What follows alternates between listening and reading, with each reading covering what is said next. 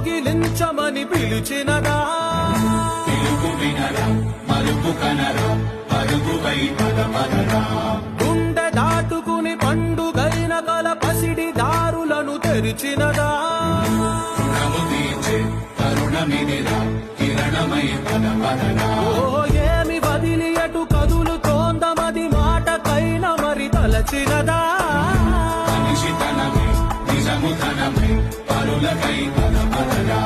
మరలి మరల వెనుదిరుగనన్న చిరునవ్వె నీకు తొలి గెలుపు కదా